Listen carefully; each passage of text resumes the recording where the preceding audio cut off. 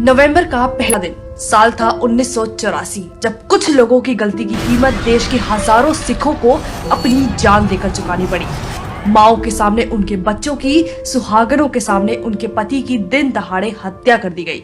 31 अक्टूबर को इंदिरा गांधी की उनके ही 2 बॉडीगार्डों ने गोली मारकर हत्या कर दी। क्यों? क्योंकि सत्ता की भूखी कांग्रेस ने उस आतंकी का साथ दिया था जो आगे चलकर खुद उन्हीं का दुश्मन बन गया, जिसके चलते करोड़ों सिखों की आत्मा श्री हरमिंदर साहिब पर हमला हुआ और उसी का बदला लेते हुए इंदिरा गांधी की हत्या कर दी गई। लेकिन हत्या करने वाले तो उनके बॉडीगार्ड थे, फिर क्यों इसकी सजा दिल्ली में रह रहे करीब 3000 सिखों को मिली? उन्हें संभलने का मौका नहीं दिया और बेरहमी से मौत के घाट उतार दिया। उनके घर जला दिए, दुकानें, रिक्शे, कुछ नहीं बख्शा गया।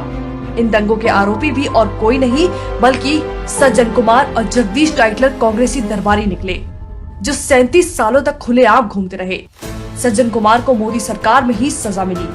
कौन जवाब देगा उन माओं को जिनकी कोख पल भर में उजड़ गई, उन बीवियों का जिनका सुहाग छीन लिया गया, उन बच्चों का जिनके सर से माँ बाप का साया चला गया। और बेशर्मी देखिए, इंदिरा के बेटे राजीव ने इस कत्लेआम पर दुख जताने की बजाय ये कह दिया कि जब कोई बड़ा पेड़ गिरता है तो धरती हिलती है। इन दंगों के मुख्य आरोपियों को कांग्रेस बचाती रही। जहां सज्जन कुमार सालों तक खुला घूमता रहा, वहीं जगदीश टाइटलर को तो दिल्ली से ही लोकसभा का चुनाव तक लड़वाया गया।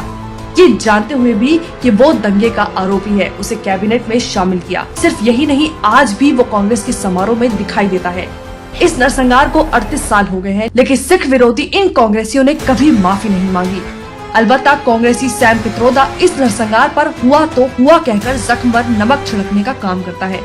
सिख समुदाय में अपना वोट बैंक बनाने के लिए कांग्रेस ने एक सिख को पीएम तो बनाया, लेकिन उसकी आवाज हमेशा के लिए दबाए रखी। एक अर्थशास्त्री होने के बावजूद आज मनमोहन सिंह को केवल तब याद किया जाता है जब बात कांग्रेस के घोटालों की हो, क्योंकि कांग्रेस ने हमेशा उन्हीं के काम की आड़ में देश को लूटा।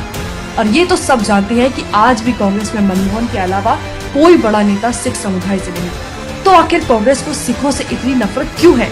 क्या आज भी वो इन्हें इंदिरा की मौत की सजा दे रही है या ये नफरत पहले से थी?